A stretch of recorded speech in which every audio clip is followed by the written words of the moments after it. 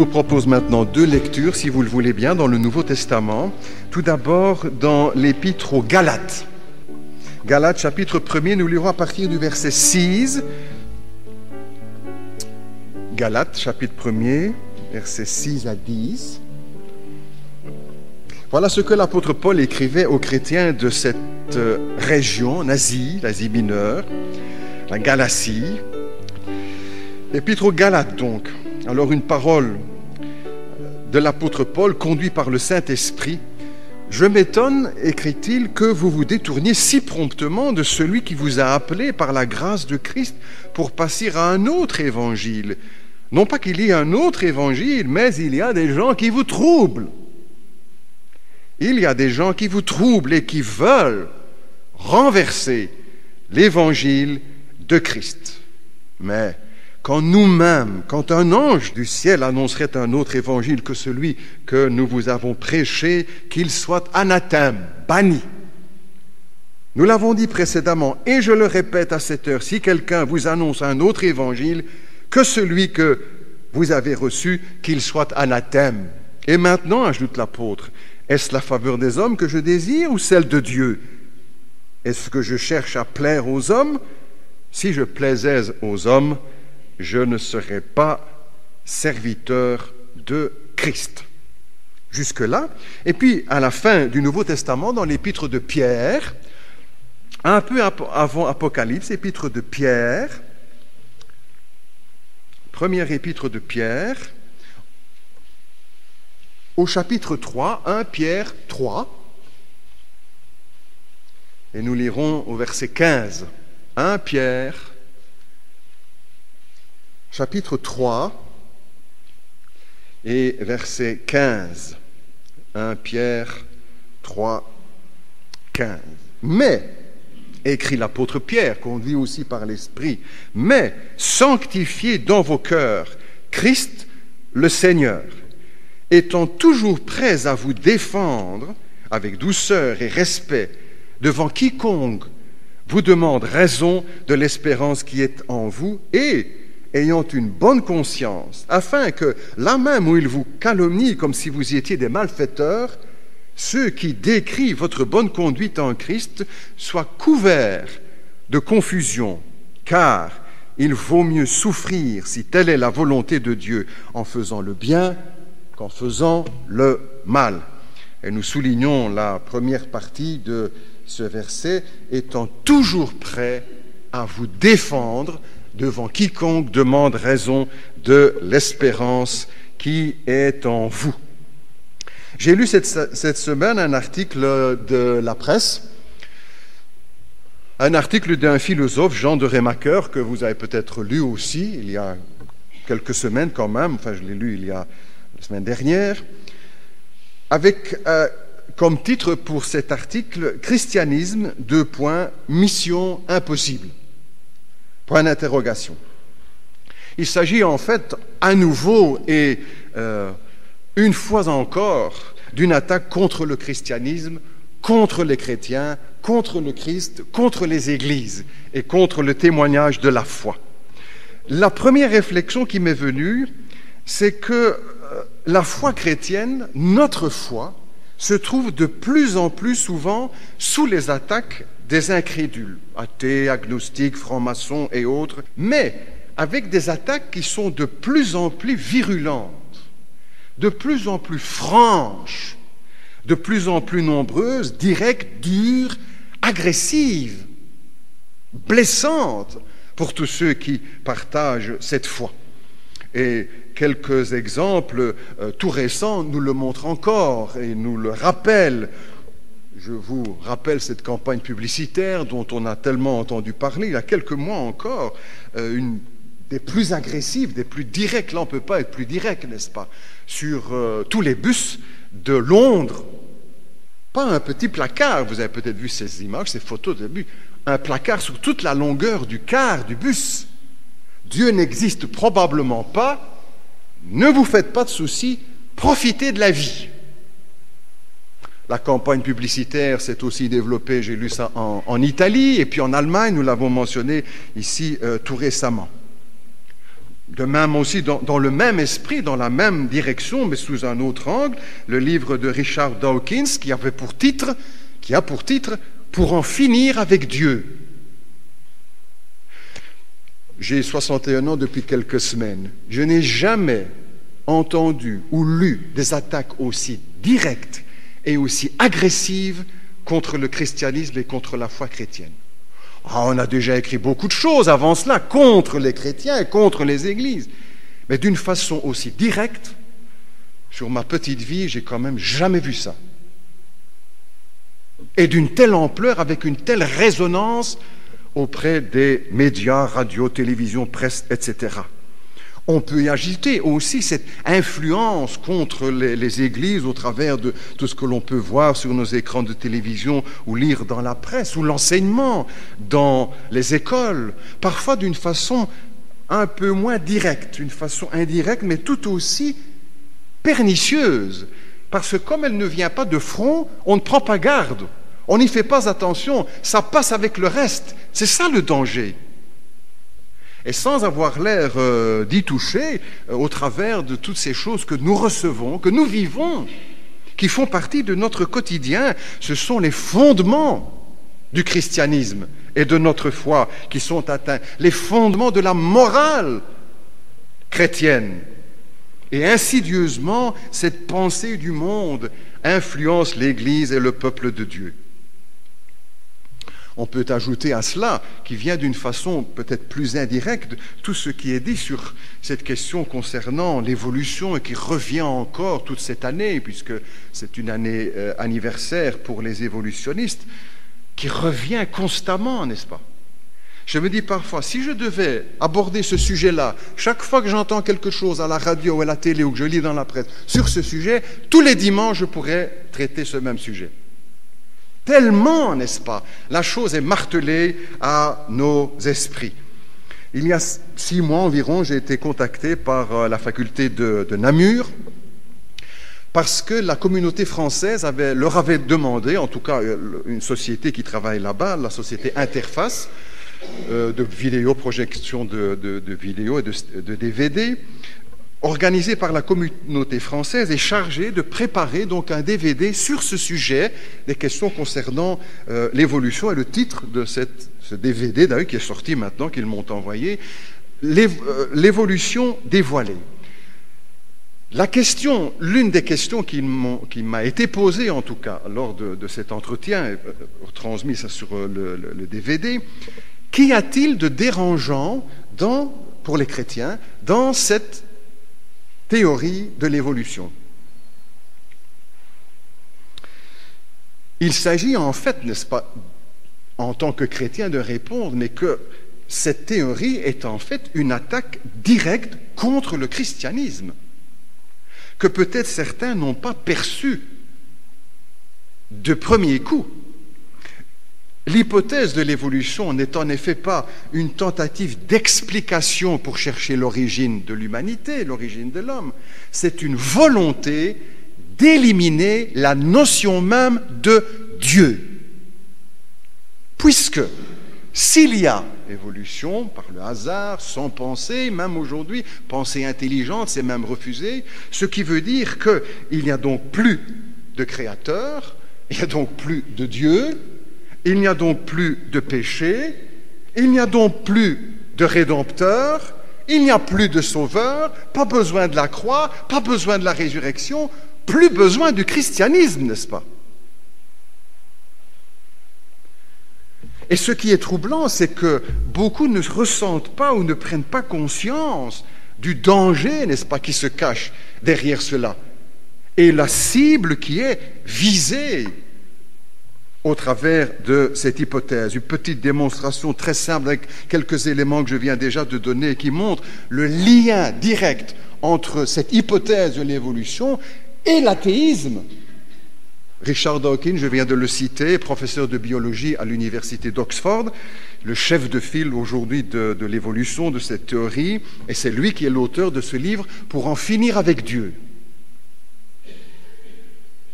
Et c'est lui aussi qui est à l'origine de cette campagne publicitaire que j'ai évoquée là tout à l'heure sur les bus, Dieu n'existe probablement pas, ne vous faites pas de soucis, profitez de la vie, c'est lui aussi qui est derrière cette même campagne. Et c'est lui en quelque sorte qui fait le lien entre cette hypothèse et l'athéisme. On attaque notre foi, chers amis. On attaque le Christ, on attaque l'Évangile. Ce qui fait notre foi, notre vie, notre salut, notre gloire, le Christ et le pardon qu'il nous accorde. Ceci montre bien, n'est-ce pas, le lien direct entre cette théorie et l'athéisme. Il me semble que nous avons là, parmi d'autres signes, encore un signe très clair, n'est-ce pas, de l'esprit antichrist qui est en train d'imprégner notre société occidentale et qui prépare la venue du personnage que la Bible appelle alors l'Antichrist. Et cet esprit, cette mentalité opposée, n'est-ce pas, à tout ce qui a trait, de près ou de loin, avec le christianisme, cet acharnement pour faire face à l'évangile de Jésus-Christ. Et cette pression qui monte encore d'un cran, si vous le voulez, quand tout cela est passé au niveau politique, au niveau législatif, puisque la loi interdit à un professeur de parler dans son cours du Dieu créateur, hormis les cours de religion, on va y venir. Interdit. Le ministre de l'Éducation qui a été interviewé là dernièrement à ce sujet l'a dit clairement, c'est une faute. Ce qui veut dire que le professeur qui parlera de cela pourrait être suivi, poursuivi, blâmé, sanctionné, pour avoir mentionné en son cours le Dieu créateur ou la notion même d'une création par un être tout-puissant. On dira, heureusement, dans nos pays, il y a encore les cours de religion, mais vous savez, beaucoup de professeurs de religion, protestants ou catholiques d'ailleurs, et même inspecteurs des cours de religion protestants ou catholiques, souhaitent quand même que ce sujet ne soit pas abordé dans les cours de religion. La pression est montée encore d'un cran, n'est-ce pas? Jésus, en parlant des temps de la fin et des signes qui marqueront les temps de la fin, a parlé entre autres de la séduction. Quand les disciples lui ont posé la question, Maître, quels seront les signes de ton retour? Quand viendra la fin? Dis-nous. 3 fois dans le discours en réponse à cette question, 3 fois Jésus parlera de la séduction. Et il commencera sa réponse en disant, prenez garde que personne ne vous séduise. Premier élément de réponse en ce qui concerne les temps de la fin, des temps de séduction. Et beaucoup aujourd'hui se laissent séduire et ne prennent pas la mesure du risque et du danger. 3 fois Jésus nous met en garde pour les temps de la fin.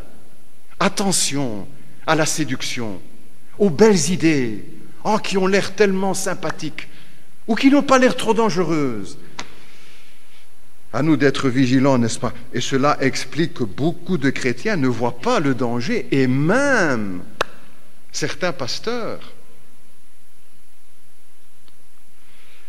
ou certains prêtres, nous devons être vigilants, n'est-ce pas, en tant que chrétiens, et attentifs, fondés sur la parole de Dieu, en restant pacifiques et en restant tolérants. Chacun a le droit à son opinion et à ses opinions, mais en ayant le courage aussi d'affirmer ce que nous croyons, sans gêne, sans honte, sans complexe. Parce que ce que nous croyons est fondé sur notre foi en Jésus-Christ et sur la parole de Dieu, sur ce que le Christ a dit. Nous devons être vigilants en restant aussi remplis de douceur. L'apôtre Pierre disait, nous devons être prêts à répondre devant quiconque avec douceur et avec une bonne conscience, c'est-à-dire en se conduisant à la lumière de ce que l'on vit, de ce que l'on dit ou de ce que l'on prêche, avec une bonne conscience. Mais être prêt à nous défendre sans gêne. L'apôtre le dira, l'apôtre Pierre, que nous devons être prêts. Il y a des gens qui vous troublent, dira l'apôtre Paul. et parfois au sein même de nos églises ou des responsables d'églises qui nous troublent, et puis d'autres venant de l'extérieur aussi qui veulent renverser l'évangile de Jésus-Christ. En parlant de cette hypothèse de l'évolution, c'est vouloir renverser l'évangile de Jésus-Christ, vous savez.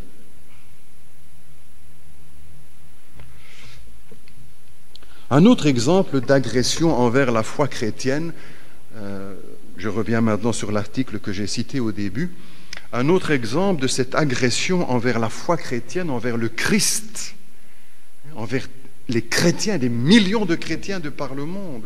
Un autre exemple, donc, dans cet article « Christianisme, mission impossible ». L'objet était en fait de montrer que le christianisme a échoué.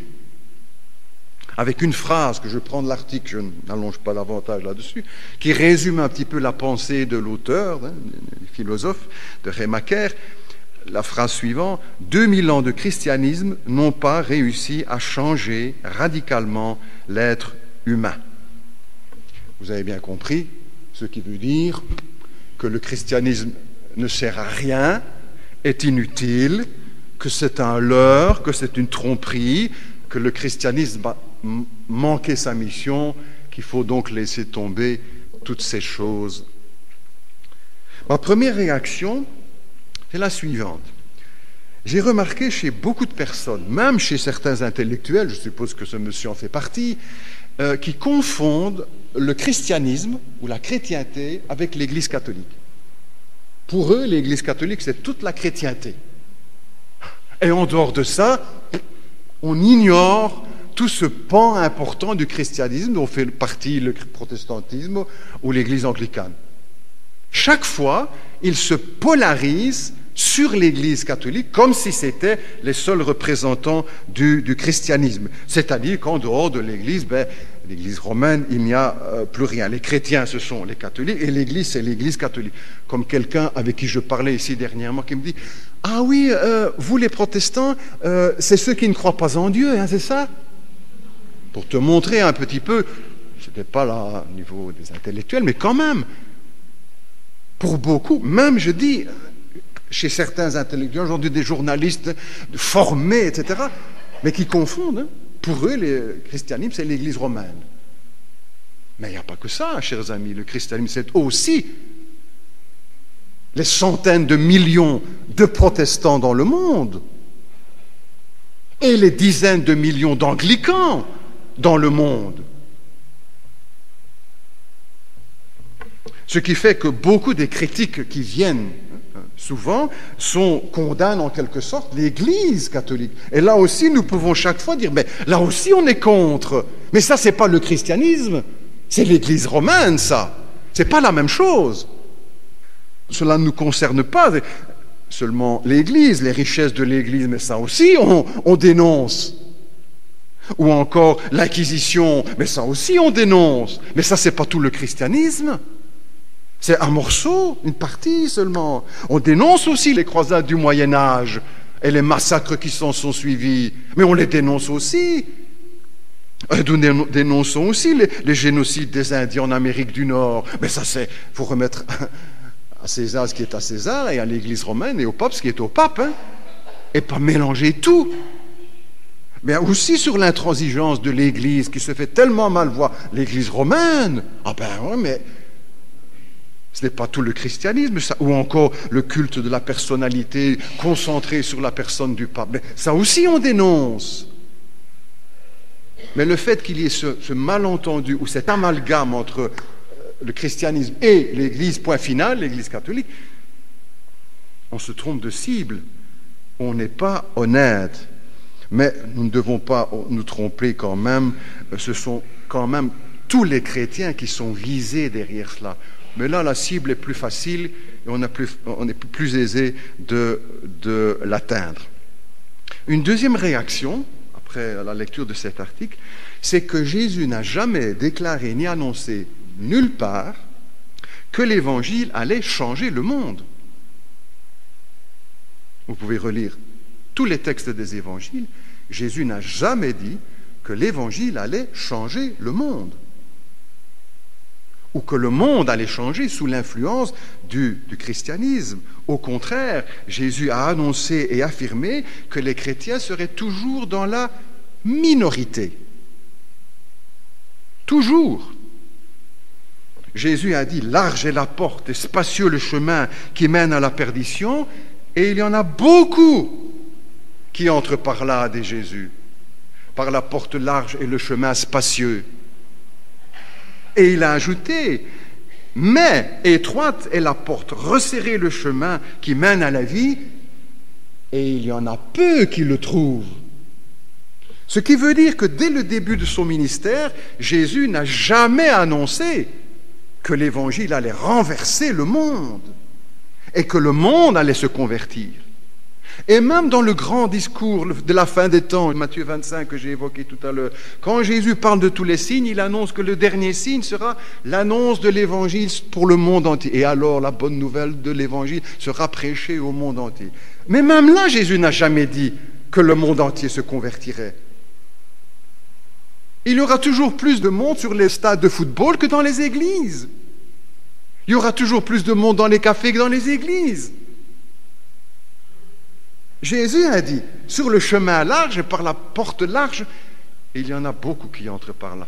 Et par la porte étroite, le chemin resserré, il y en a peu qui le trouvent. Jésus a enseigné que le choix de la vie est un choix personnel. Ce choix entre les deux chemins, et que chacun choisit pour lui-même. Le christianisme n'est pas un échec, il a tout simplement été rejeté. Il a été rejeté par la majorité des hommes. Et s'il avait vraiment été essayé par tous les hommes, le monde ne serait pas dans l'état où il est aujourd'hui. Peut-on parler de l'échec du christianisme à Charleroi? Ben non, il n'a jamais été essayé, l'évangile à Charleroi. Il a été rejeté. Un petit test qu'on pourrait tous faire très facilement. Il suffit d'aller de porte en porte ici, rien que dans notre rue, ou au conseil de la ville, un conseil communal, vous avez demandé, est-ce que vous voulez bien du Christ, du christianisme, de l'évangile, de la bonne nouvelle? Il ne s'agit pas d'un échec, mais d'un rejet. Ce n'est pas la même chose.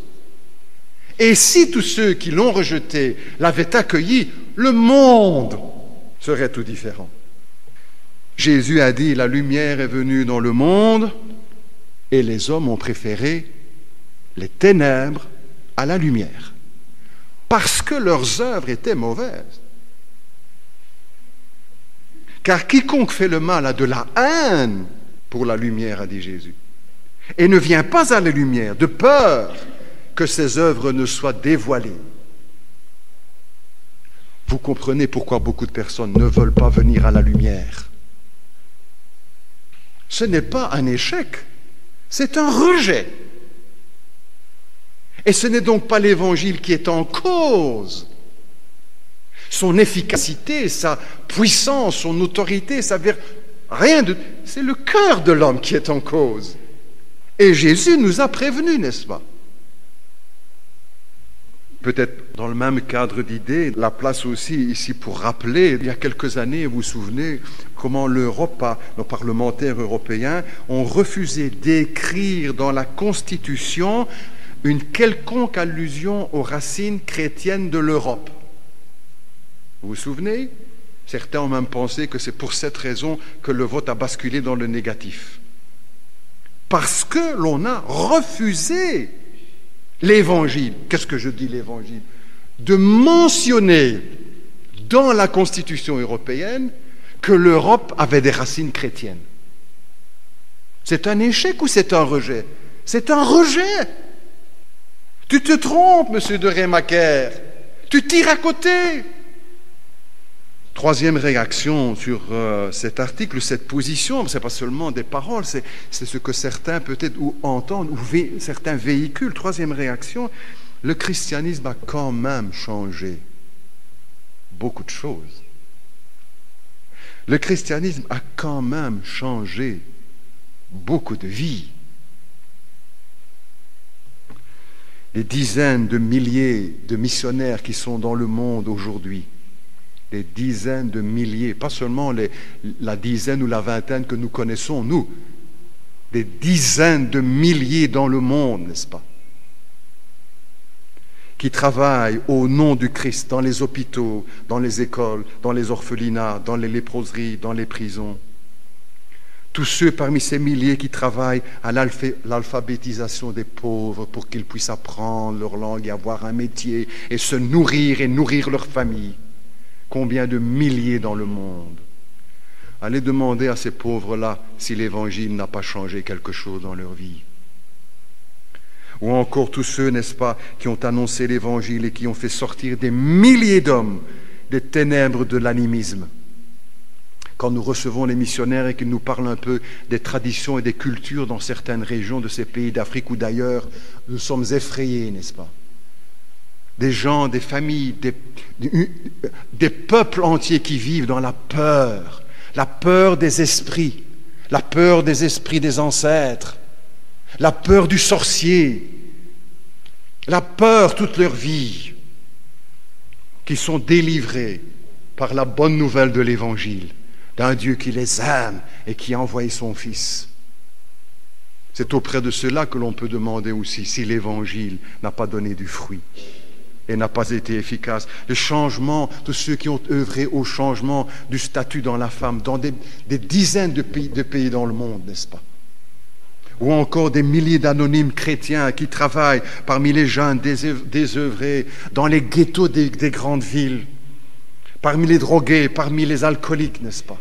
C'est là qu'il faut aller demander si l'Évangile n'a pas été efficace.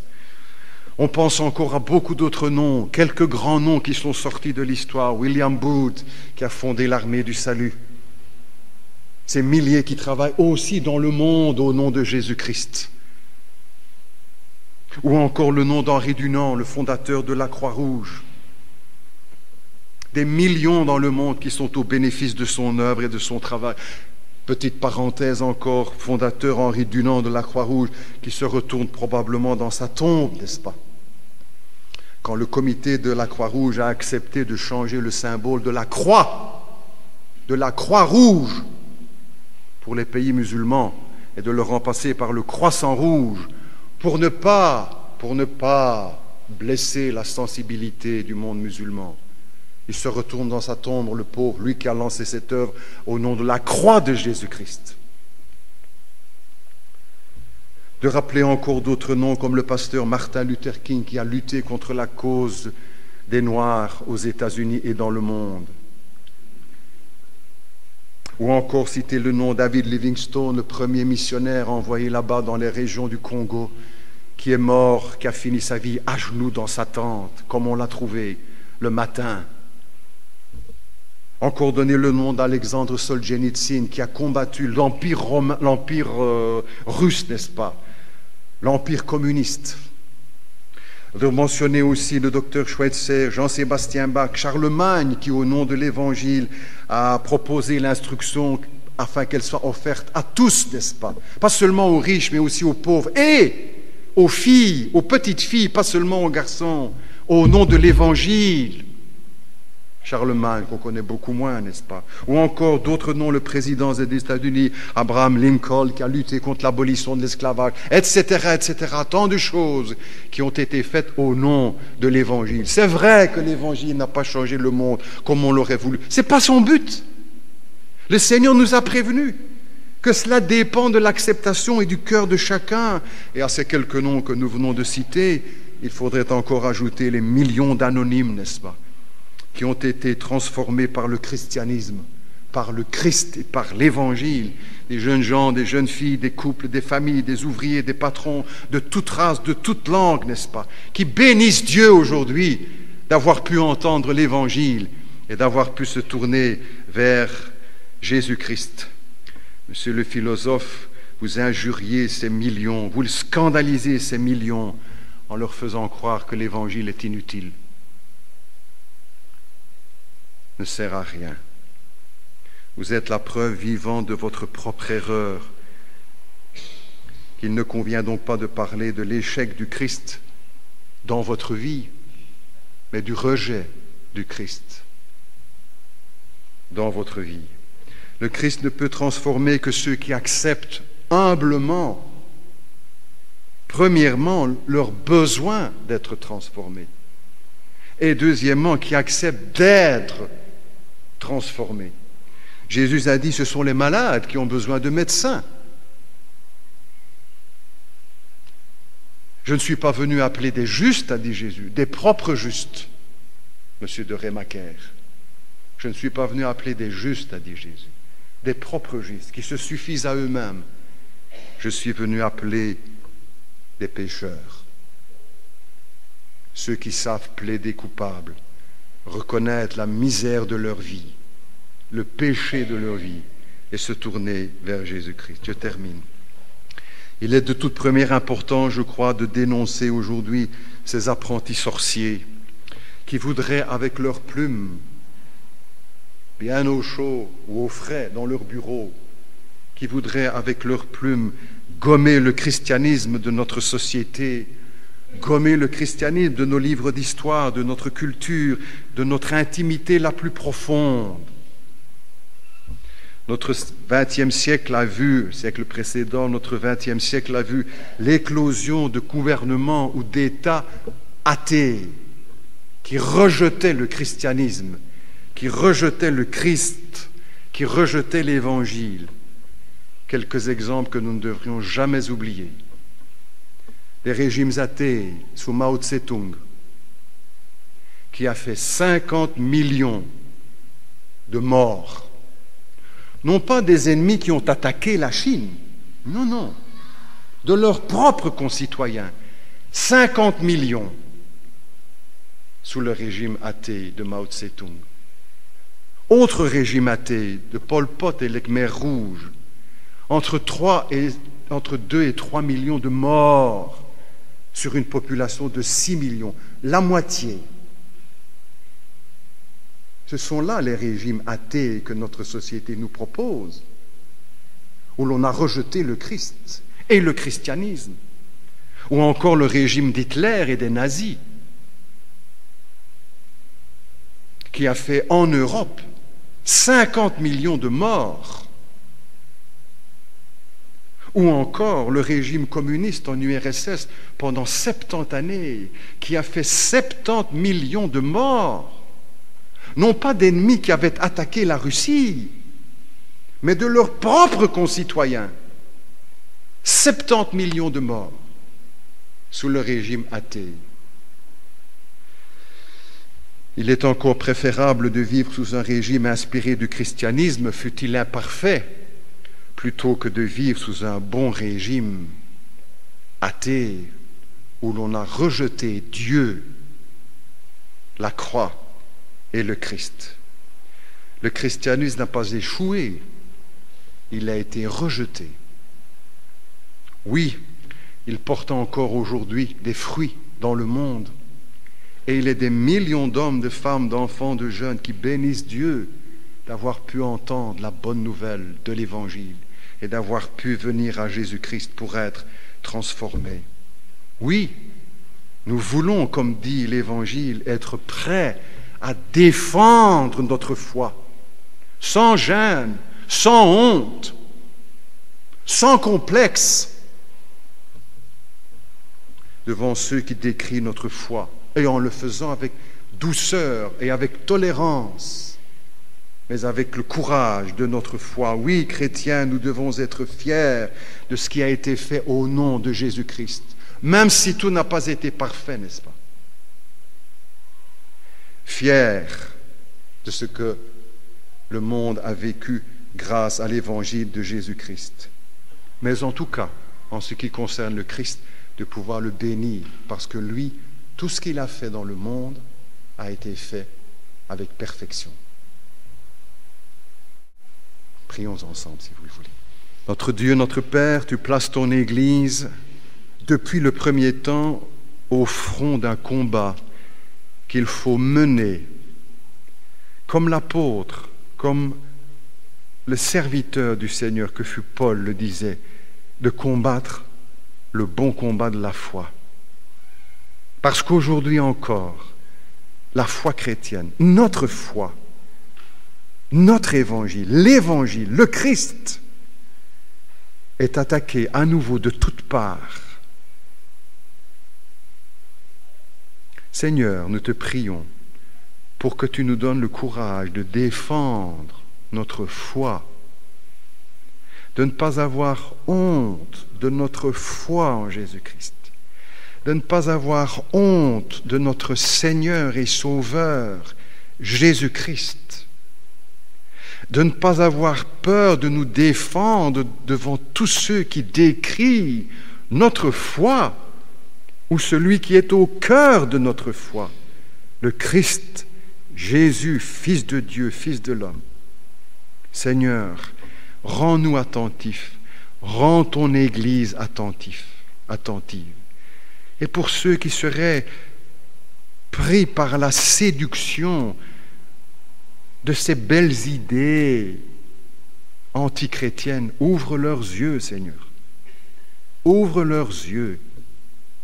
Et peut-être plus spécialement sur tous ceux qui font partie de l'Église, qui ont été rachetés par le sang de Jésus-Christ et qui ne voient pas le danger ou les dangers. Seigneur, rends ton Église vigilante et fière de celui qui nous a rachetés et qui a fait de nous un peuple racheté par le sang de la croix, toujours prêt à rendre témoignage de la bonne nouvelle de l'amour de Dieu qui a été manifesté à la croix de Golgotha pour tous ceux qui sont prêts à l'accueillir, à le recevoir. Nous te le demandons au nom de Jésus-Christ. Amen.